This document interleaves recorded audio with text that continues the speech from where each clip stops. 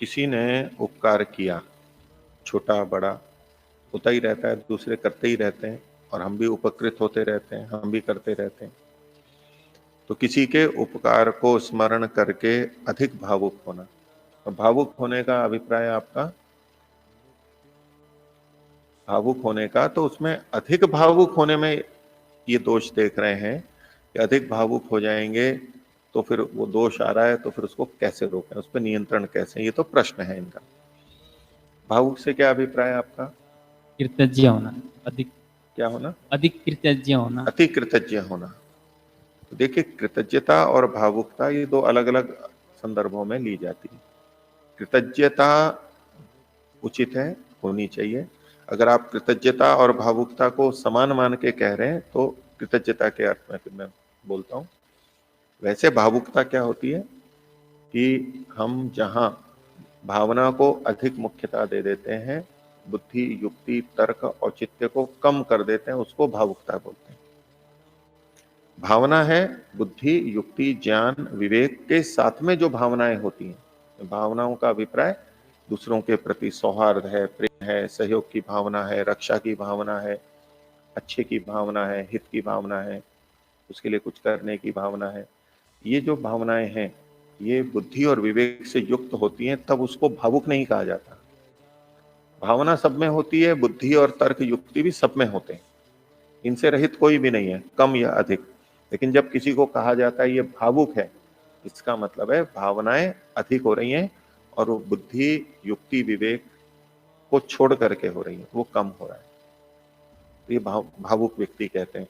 वो छोटी सी बात को लेकर के रोने लगेगा, जो छोटी सी बात को लेकर के बहुत अधिक कहने लगेगा, आप तो महान है, आपने तो मेरे लिए ये कर दिया, आपने तो मेरे लिए ये कर दिया, आप तो सबसे अच्छे हो, दुनिया में आप जैसा कोई है ही नहीं। ये जो सारी बातें होती हैं, आज तक मेरे को आप जैसा कोई व्यक्ति नहीं मिला, आज तक किसी ने मेरा इतना उपकार नहीं किया जितना कि आपने कर दिया, ऐसी ऐसी बातें।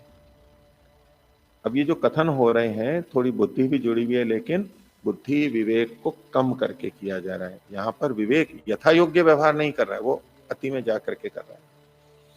वो भावुकता होती है, उसमें व्यक्ति अत्यधिक करने लग जाता है, रोने लग जाता है, और ऐसी स्थिति का दूसरे दुरुपयोग भी कर लेते हैं।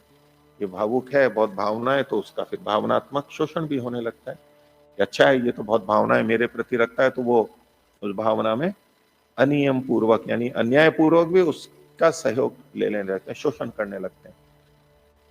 तो ये हानि वाला पक्ष है, जो भावुकता या अति भावुकता, ये हानि वाला दोष है। आप इसको अति कृतज्ञता के रूप में देखेंगे तो अति तो सब जगह दोषी है। कृतज्ञता एक बहुत बड़ा गुण है और आवश्यक गुण है, और कृतज्ञता बहुत बड़ा दोष माना गया है। तो कृतज्ञता होनी चाहिए, लेकिन अति तो नहीं होनी चाहिए। यथा योग्य तो हर जगह पे लगेगा, उचित रीति से सब जगह होगा। तो अति कृतज्ञता यदि हमारे अंदर आ रही है, ये समस्या आपके अंदर हो सकती है, अन्यों के अंदर हो सकती है, कि हमारे अंदर बहुत कृतज्ञता का भाव हो रहा है, बहुत अति भावुकता का हो रहा है किसी व्यक्ति के प्रति। परमात्मा के प्रति कभी अति नहीं हो पाएगा, विवेक पूर्वक होगा, अति भी होगा तो वो भी कम है। परमात्मा के प्रति कितनी भी भावुकता या कृतज्ञता रखें, वो उसके किए गए उपकारों की तुलना में सदा कम ही रहती है, उससे अधिक कभी भी नहीं हो पाती। लेकिन मनुष्यों के प्रति ऐसा हो सकता है। तो ऐसे में हमें सदा विवेक को समझ करके वहां काम लेना चाहिए कि ये जो मैं भावुकता कर रहा हूं या अति कृतज्ञता कर रहा हूं, वो ठीक है या नहीं है। आप जब उसको हटाने की बात कर रहे हो कि अति भावुकता को कैसे हटाएं या अति कृतज्ञता को कैसे हटाएं, ये प्रश्न ही इस बात को बता रहा है कि अति भावुकता में आपको दोष दिखाई दे रहा है, अति कृतज्ञता में आपको दोष दिखाई दे रहा है। क्यों दिखाई दे रहा है? वैसे तो भावुकता कृतज्ञता गुण के रूप में कही जाती, लेकिन आप उसको हटाने की बात कर रहे हैं। इसको कैसे हटाएं, इसको कैसे रोकें, इसको नियंत्रित कैसे करें? तो किसको हटाया जाता है? कोई भी आत्मा किसको हटाएगा?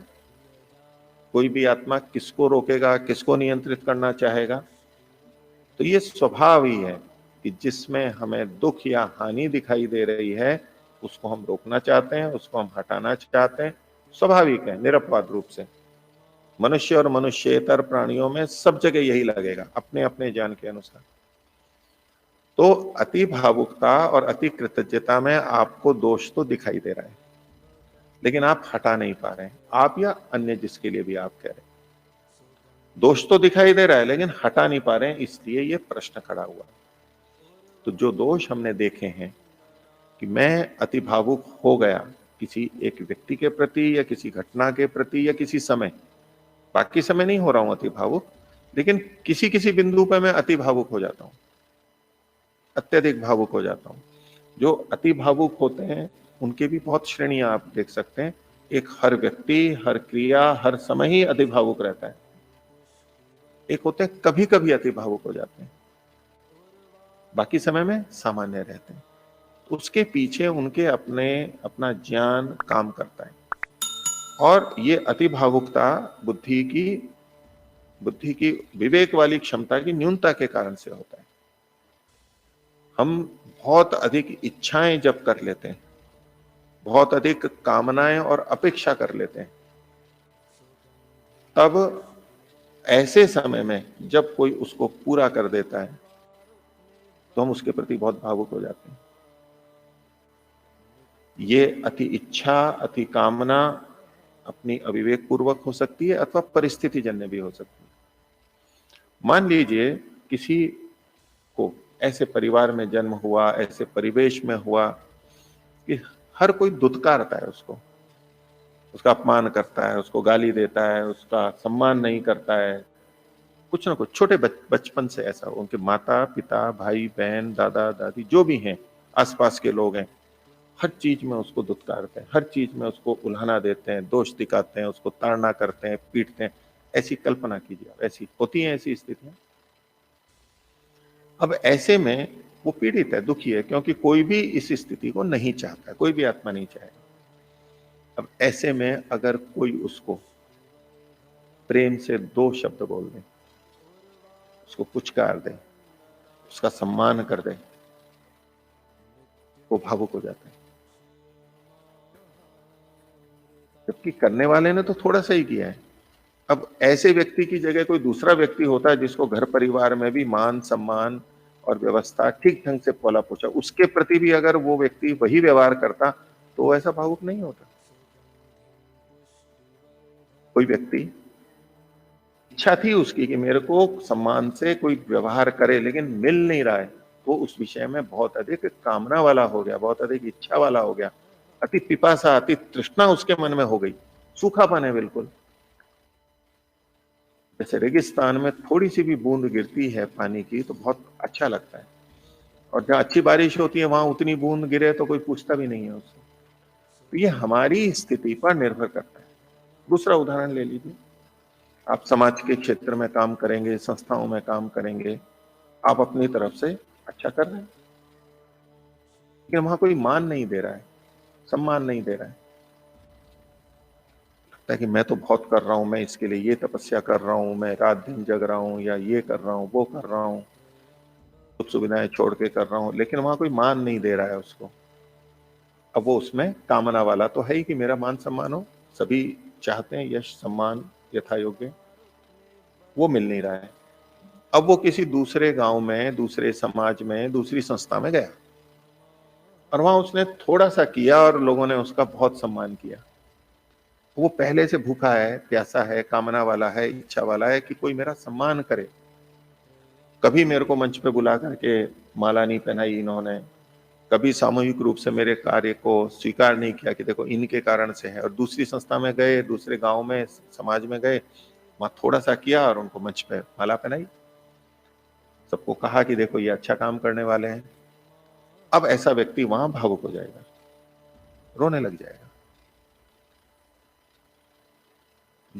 जिनकी सेवा घर परिवार में नहीं होती है, वो चिकित्सालय में गए और वहां जो सेवक सेविकाएं हैं वो अपना कर्तव्य पूरा कर रहे हैं, अच्छी तरह देखभाल की, व्यक्ति रोने लग जाएगा, भावुक हो जाएगा।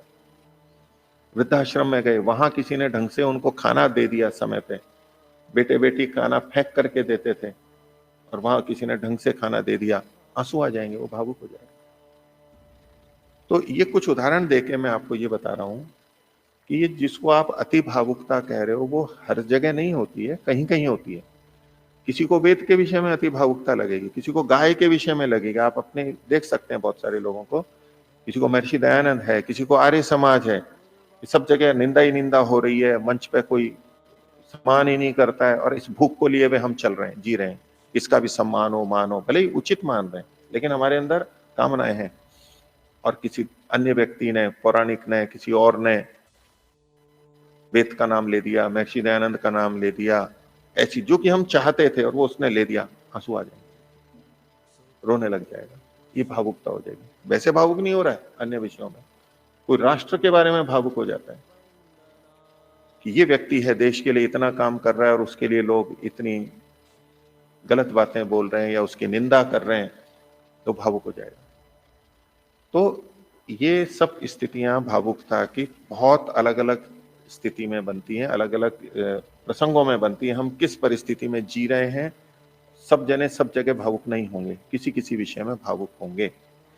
वो हमारे पहले के ज्ञान के अनुसार हमारी कामना और इच्छा कौन सी तीव्र बनी हुई है उसके ऊपर निर्भर करता है, और ऐसे में हम भावुक होते हैं। तो अति भावुकता का उपाय यही है कि हम उस अति भावुकता के दोष देखें। कहीं कहीं अति भावुकता होती है तो कोई हानि नहीं होती है, कोई हानि नहीं होती है, बस हमारे आंसू आ जाते हैं, लोगों को भी अच्छा लगता है कि देखो बड़े भावना वाला है, संवेदनशील व्यक्ति है, रूखा नहीं है, कुछ भाव रखता है, हम अच्छा मानते हैं, उसको कोई हानि नहीं हो रही है, आंसू आ गए करके बाकी जीवन सामान्य है। लेकिन उसमें अब आगे बढ़ करके कि इसने मंच से वेद का, गाय का, आर्य समाज का नाम लिया, अब तो उसके जाके चरणों में पड़ गए बिल्कुल। वैसे वो वेद विरुद्ध और बहुत सारी बातें करता है, महर्षि दयानंद को नहीं मानता, गालियां भी देता होगा, लेकिन वहां उसने नाम ले दिया। अब हम और कुछ नहीं देख रहे हैं, उसके चरणों में पड़ गए, नहीं, आप ही हैं, आप ही सबसे अच्छे हैं। ऐसे आर्य समाज में हमारे उपदेशक होते हैं, सन्यासी होते हैं, उनको सब आर्य समाज ही नहीं लेकिन बहुत सारे सामान्य तरह देखते हैं, उतनी श्रद्धा से नहीं खिलाते पिलाते व्यवहार करते। तो ऐसा व्यक्ति जब पौराणिकों में जाता है और वो वहां जिस तरह से करते हैं, पैर धोएंगे, पुष्प रखेंगे, बैठाएंगे, उनके नीचे ही बैठेंगे, उनके बराबर नहीं बैठे, ऐसे बहुत सारी चीजें अन्य लोग करते हैं, वो भावुक व्यक्ति रोक पड़ेगा। उसका मूल कारण है हमारी अपनी इच्छा, कामना। हम किसी वस्तु विशेष, व्यक्ति विशेष के प्रति ऐसे अति संवेदनशील हो जाते हैं तो हम भावुक बन जाते हैं। अब हमारा विवेक काम नहीं करता है वहां पर। तो अति भावुकता को रोकने के लिए विवेक, बुद्धि को सदा हमें ऊपर रखना चाहिए, और बुद्धि विवेक के अनुसार जो भावनाएं हैं वो उचित है उतनी अवश्य रखनी चाहिए। नियंत्रण का आधार सदा विवेक और ज्ञान ही बनेगा। मेरे इस कहने का ये अर्थ नहीं है कि ज्ञान और विवेक को ही रखें और भावनाओं को छोड़ दें, और इसका खंडन इस तरह भी नहीं करेंगे कि नहीं देखो ये ज्ञानी विवेकी तो ऐसे बन जाते हैं, बिना भावना वाले बन जाते हैं, ऐसा नहीं सोचना। वो जो ज्ञान और विवेक के कारण से भावना रहित होते हैं, रुक्ष होते हैं, वो छोड़ दीजिए, वो उदाहरण नहीं है। लेकिन जो ज्ञान और विवेक रखते हुए भावना भी रखते हैं, उचित रूप में रखते हैं, उस तरह से हमें चलना, ये संतुलन है हमारा जीवन के अंदर। नहीं तो भावनाओं में आकर के हमारा बहुत गलत होता है। ये जितने, जिसको आप श्रद्धा या अंधश्रद्धा के नाम से लोक में देखते हैं, वहां जो जितना अधिक शोषण होता है, अन्याय अत्याचार हो जाता है, वो भावना के कारण ही तो होता है। और भावना को आगे रख रख करके, सामने रख करके हम कुछ भी दूसरे से करवा लेते हैं। अनेक स्थल ऐसे मिलते हैं। वहां सदा अपनी भावना और बुद्धि में संतुलन रखते हुए बुद्धि को मुख्य रखना चाहिए। आपको ऐसे स्थल बहुत सारे मिलेंगे, हमारे परिवार वाले, अपने माता पिता, हमारे बच्चे कोई ऐसी बात कर दें, भावना की दृष्टि से तो हमें उसका समर्थन करना चाहिए, लेकिन बुद्धि की दृष्टि से, उचित अनुचित की दृष्टि से वो गलत है, हमें उसका समर्थन नहीं करना है। क्या करेंगे? भावनाएं अपनी जगह हैं, हम अपने पिता माता बच्चों का जो आदर सम्मान रखते हैं वो गुरुजनों का उतना ठीक है, लेकिन अगर उचित अनुचित की बात आती है तो वहां बुद्धि के ही निर्णय करना पड़ेगा, उचित अनुचित का ही निर्णय करना पड़ेगा। ईश्वरीय दृष्टि से वही ठीक है। जब हम ईश्वर को साथ में जोड़ लेते हैं, अध्यात्म को, कि भाई वास्तव में ठीक क्या है, ठीक क्या है। ये मेरे देश का है इसलिए ये भले ही गलत है, मैं इसका समर्थन करूंगा, और दूसरा जो है दूसरे देश या दूसरे परिवार का कितना भी अच्छा, मैं उसका समर्थन नहीं करूंगा, क्योंकि मेरी भावनाएं अपने देश से या अपने परिवार से जुड़ी हुई हैं। ये उचित नहीं है, वैदिक दृष्टि से ठीक नहीं है। ये परिवार और राष्ट्र तो तात्कालिक स्थितियों में हुए हैं। अगर हमारा जन्म दूसरे देश में हो जाता तो हम उस राष्ट्र के होते, अगर हमारा जन्म दूसरे परिवार में होता तो हम उस परिवार के होते। ये इतने मुख्य नहीं होते कि हमारे उचित अनुचित के निर्णय में निर्णायक बने, इन्हीं के आधार पर हम निर्णय करें। लेकिन अगर हम इनके आधार पर जब निर्णय करते हैं, ये भावुकता होती है। वैदिक धर्म में हमेशा विवेक और ज्ञान को आधार बना के चला जाता है, साथ में भावनाएं भी होनी चाहिए। तो इनका अति भावुकता को रोकने के लिए यही उपाय है, ज्ञान और विवेक को देखें, समझें, अति भावुकता के उदाहरण देखें, अति कृतज्ञता के उदाहरण अपने में या दूसरों में हमें दिखाई देते हैं, उनका विश्लेषण करें कि ठीक है या नहीं है, और उसके आधार पे जब हमें उसमें दोष दिखाई देने लगेंगे तो हम इस दुर्बलता को छोड़ देंगे। और प्राय करके आप देखना कि जो अति भावुक होते हैं, अति कृतज्ञ होते हैं, मतलब अति का मतलब जो गलत दृष्टि से होते हैं, वो दुर्बल मन वाले होते हैं, दुर्बल वाले होते हैं, वो कभी भी टूट जाएंगे, उनको तोड़ा जा सकता है। और जो मनोविज्ञान को समझते हैं, चाहे देश विदेश या मत संप्रदाय वाले, वो ऐसे व्यक्तियों को ही पकड़ते हैं। ये भावना भावुक है, अति भावुक है, इसकी भावना के आधार पर घुस के इसको हम कुछ भी करवा लेंगे, इसका कमजोर बिंदु है भावना पे, इसको हम तोड़ सकते हैं।